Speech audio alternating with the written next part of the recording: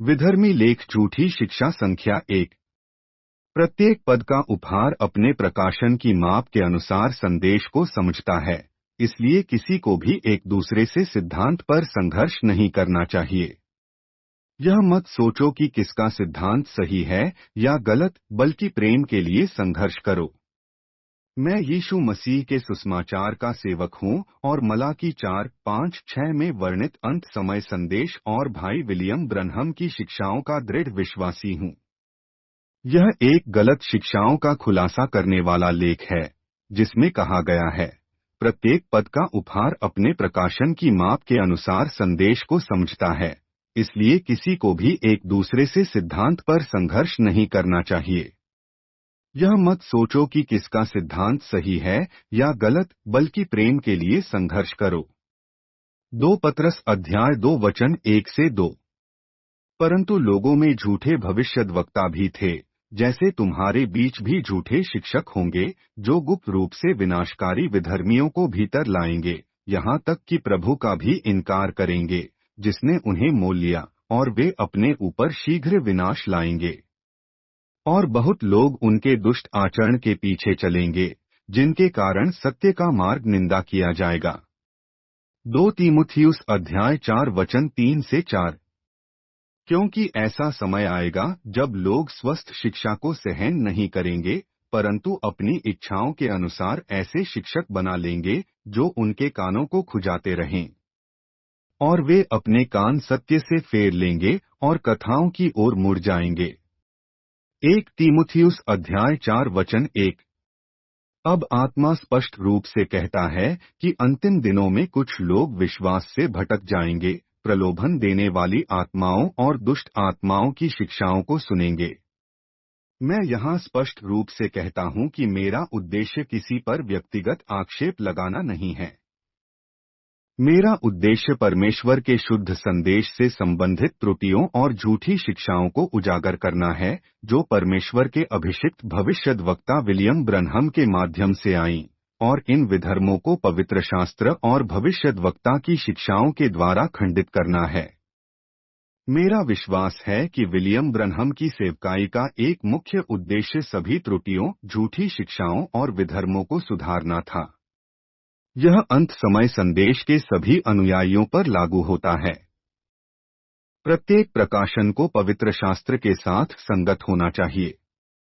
हमारा उद्देश्य यह है कि जो कुछ भविष्यवक्ता ने सिखाया, उसे लें और उसे फिर से बाइबल में रखें।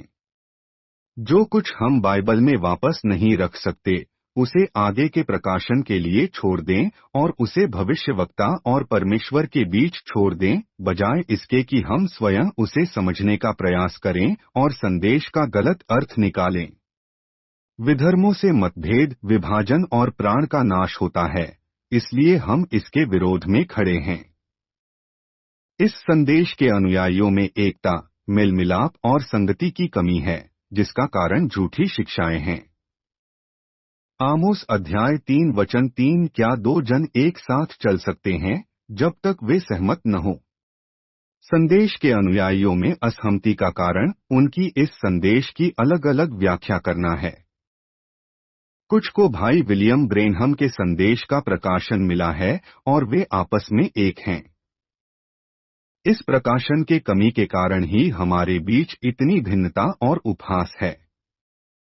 हमारे बीच इतना विभाजन इसलिए है क्योंकि लोगों के पास यह प्रकाशन नहीं है। देखो, उनके शिक्षकों के पास यह प्रकाशन नहीं है। मसीही परमेश्वर का एक भेद, पृष्ठ 41-28 जुलाई 1963। ब्रेनहम तेबरनैकल। यह शिक्षण कहता है, प्रत्येक सेवकाई का वरदानधारी अपने प्रकाशन के अनुसार संदेश को समझता है। यह सत्य है, लेकिन इसके आधार पर यह कहना कि इस पर कोई मतभेद नहीं होना चाहिए, तो यह पूरी बाइबल, यीशु का संदेश, प्रेरितों का सिद्धांत और भाई विलियम ब्रेनहम द्वारा दिया गया संदेश को नकारने के जैसे होगा। नाइसिया में यही हुआ। उन्होंने बालाम की शिक्षा को स्वीकार कर लिया, परमेश्वर की शिक्षा को नहीं। और वे ठोकर खाकर गिर पड़े, हाँ, वे गिर गए। कलीसिया काल पृष्ठ 203 से 204। वे मरे हुए मनुष्य बन गए। चर्च की मृत्यु निकोलाइयों के छोटे छोटे कार्यों से शुरू हुई। उन कार्यों से यह शिक्षण बन गया। इस शिक्षण ने राज्य की शक्ति को प्राप्त किया और मूर्ति पूजा का प्रवेश हुआ। अब इस युग में यह स्वयं के भविष्यद्वक्ता शिक्षक के पास जाता है और यह तब तक चलता रहेगा जब तक यह स्वयं को आग की झील में नहीं पाएगा, क्योंकि वहीं इसका अंत होगा, दूसरी मृत्यु में। थयातिरियन कलीसिया काल पृष्ठ 227। देखो यह प्रारंभिक कलीसिया में कैसे शुरू हुआ। पहले ये कार्य थे, फिर यह शिक्षण बन गया, फिर यह एक मानक बन गया, यह कठोर नियम बन गया, यह पूरी तरह से स्थापित हो गया और परमेश्वर को बाहर कर दिया गया। ओह, यह बहुत छोटा सा, बहुत शांतिपूर्ण, बहुत साधारण सा लग रहा था। यह बहुत अच्छा और सही प्रतीत हो रहा था। फिर इसने पकड़ लिया और एक अजगर की तरह इसने सारा श्वास निचोड़ लिया और इसने कलीसिया में जो भी आत्मिकता थी उसे मार दिया। इफिसियन कलीसिया काल पृष्ठ 93। यूहन्ना अध्याय 8 वचन 31 से 32। तब यीशु ने उन यहूदियों से कहा जो उस पर विश्वास करते थे, यदि तुम मेरे वचन में बने रहो तो तुम वास्तव में मेरे शिष्य हो और तुम सत्य को जानोगे और सत्य तुम्हें स्वतंत्र करेगा।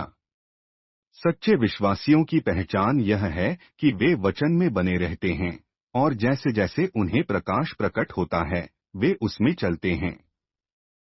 और उस विश्वास करने वाले को सत्य का प्रकाशन प्राप्त करना आवश्यक है ताकि वह शैतान के द्वारा वचन और समय के संदेश की गलत व्याख्या से स्वतंत्र हो सके। झूठे भाई पूरे वचन को स्वीकार नहीं कर सकते और न ही पूर्ण प्रकाश में चल सकते हैं। वे पाप और झूठी व्याख्याओं के सेवक हैं, भले ही वे समय के संदेश से जुड़े हों। सबसे महत्वपूर्ण बात यह है कि वे उन लोगों के प्रति गलत दृष्टिकोण रखते हैं जो उन्हें सत्य बता रहे हैं।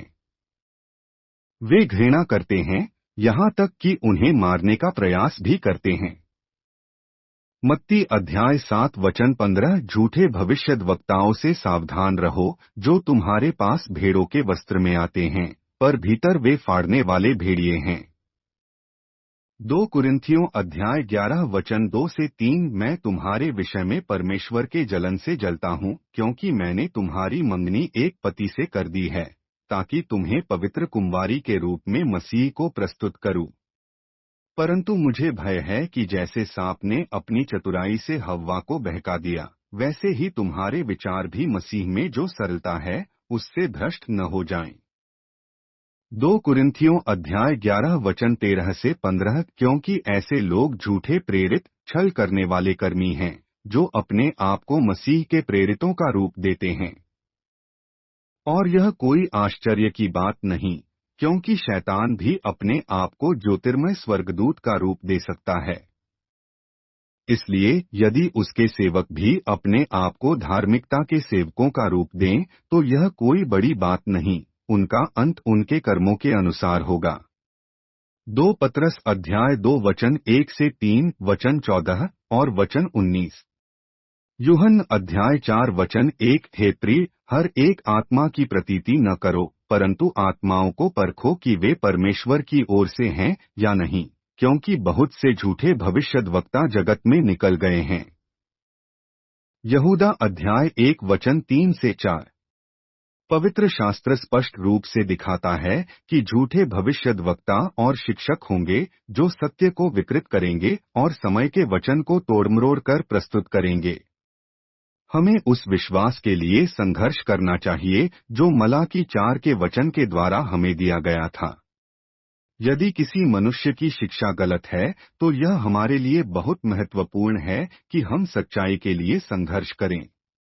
झूठे नबी झूठे वचन लाते हैं और झूठी भावनाएं उत्पन्न करते हैं। तुम्हें नया जन्म लेना चाहिए 1961। झूठे नबी झूठे जन्म लाते हैं। तुम कैसे जानोगे कि क्या सही है और क्या गलत? इसे वचन की कसौटी पर परखो। यही तरीका है यह जानने का कि यह सही है या गलत। बस वचन की परीक्षा करो। देखो कि वचन इसके बारे में क्या कहता है। यदि यह वचन को अस्वीकार करता है तो यह परमेश्वर की ओर से नहीं है। देखा, चाहे कुछ भी हो, यदि यह वचन को अस्वीकार करता है तो यह परमेश्वर की ओर से नहीं है। बोला हुआ वचन मूल बीज है। भाग 1। अब कुछ लोगों को इस बात से समस्या है कि हम उन लोगों की आलोचना करते हैं जो शिक्षा में गलत हैं और वचन के विपरीत काम करते हैं। मुझे आलोचना करने में कोई बुरा नहीं लगता। यह उचित आलोचना है। मैं किसी की भावनाओं को आहत नहीं करना चाहता, लेकिन मैं किसी आदमी की भावनाओं को ठेस पहुंचाने के बजाय खुदा की भावनाओं को ठेस पहुंचाना पसंद नहीं करूंगा। बोला हुआ वचन पृष्ठ 77। परमेश्वर की इच्छा हमेशा से अलगाव की रही है। वह आज रात भी यही कर रहा है। यही वह हमेशा करता है। आप इसे हर सभा में देख सकते हैं कि वह विश्वास को अविश्वास से अलग करता है। वह बोलता है। यह एक पूर्ण अलगाव है। हमें अब और दुनिया में वापस नहीं जाना है, न ही दुनिया से कोई लेना देना रखना है, बल्कि केवल परमेश्वर के साथ एक होना है। यीशु एक ऐसी दुल्हन के लिए आ रहा है जो दुनिया की चीजों से अलग हो चुकी है। यदि तुम्हारी रूह इस समय के हर वचन पर आमीन नहीं कहती, तो कहीं न कहीं कुछ गड़बड़ है। तुम्हें अलग होने की आवश्यकता है। अविश्वास से संपूर्ण अलगाव 1964 पृष्ठ 4-5-8। और आज भी वही हो रहा है। विभाजन अलगाव यही उन्होंने अनुभव किया। उनमें एकता नहीं थी। रात दिन के साथ एक नहीं हो सकती। क्या एक विश्वासी अविश्वासी के साथ एक हो सकता है? क्या जो आदमी खुदा के संपूर्ण वचन पर विश्वास करता है, वह केवल आधे वचन पर विश्वास करने वाले के साथ एक हो सकता है? परमेश्वर को अलगाव चाहिए। खुदा के साथ एकता 1962। यह शैतान की चाल है जो उसने सबसे पहले हव्वा के साथ की थी, बस उसे थोड़ा सा वचन नकारने के लिए मजबूर किया और हमेशा लोगों को 3 अलग अलग वर्गों में विभाजित किया।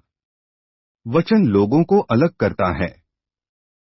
हर युग में ऐसा ही हुआ है। 3 प्रकार के विश्वास करने वाले 1963। मुझे कोई फर्क नहीं पड़ता कि आपका पादरी क्या कहता है।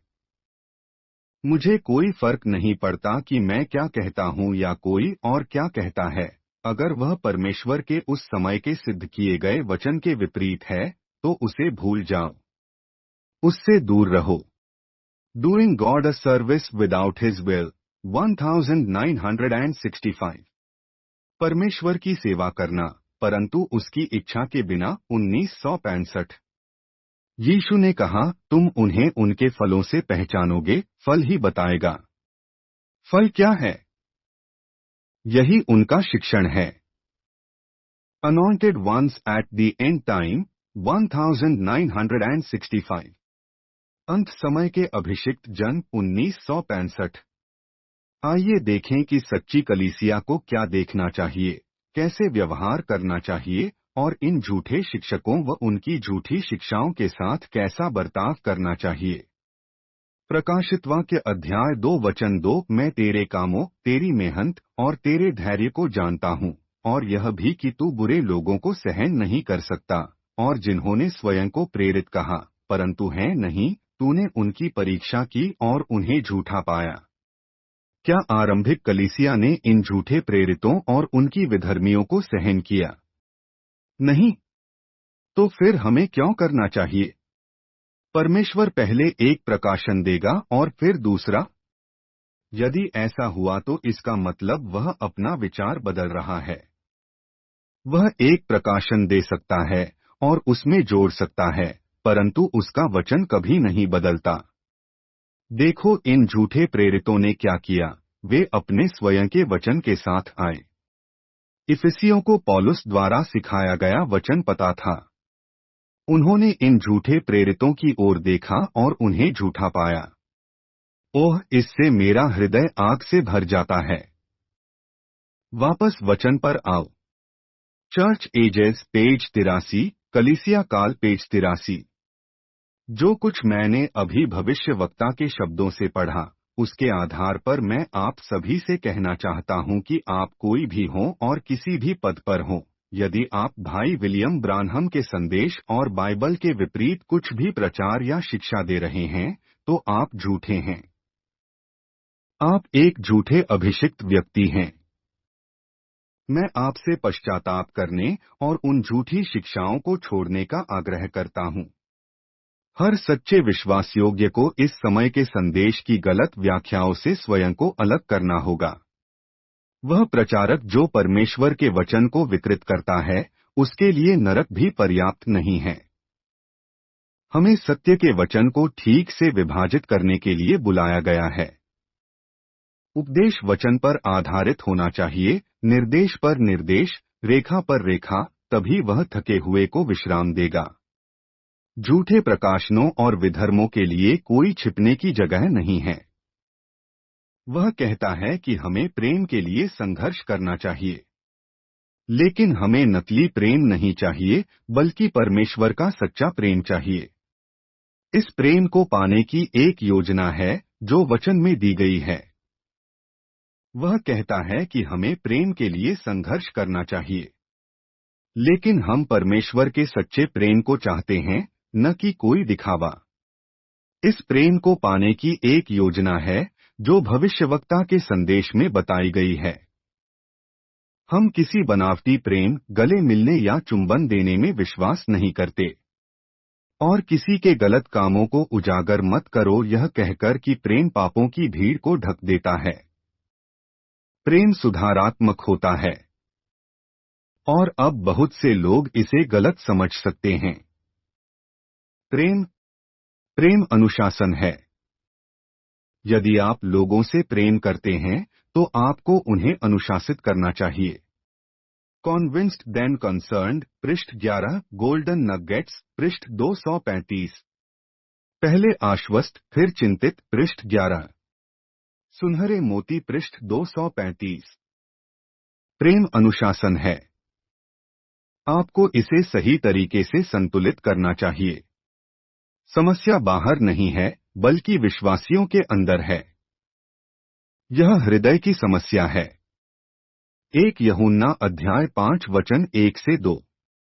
जो कोई यह विश्वास करता है कि यीशु ही मसीह है, वह परमेश्वर से जन्मा है, और जो कोई परमेश्वर से जन्मे को प्रेम करता है, वह उससे जन्मे को भी प्रेम करता है। इसी से हम जानते हैं कि हम परमेश्वर के बालकों से प्रेम करते हैं, जब हम परमेश्वर से प्रेम करते हैं और उसकी आज्ञाओं को मानते हैं। नए सिरे से जन्मा हुआ परमेश्वर की संतान दूसरे नए सिरे से जन्मे संतान से प्रेम करेगा। यह प्रेम हृदय से उत्पन्न होता है। यह परमेश्वर के आत्मा का फल है। मलाकी अध्याय 4 वचन 5। देखो, मैं तुम्हारे पास एलियाह भविष्यवक्ता को भेजूंगा। प्रकाशित वाक्य अध्याय 3 वचन 14। और लौदीकिया की कलीसिया के स्वर्गदूत को लिख। प्रकाशित वाक्य अध्याय 10 वचन 7। परंतु 7वें स्वर्गदूत के शब्दों के दिनों में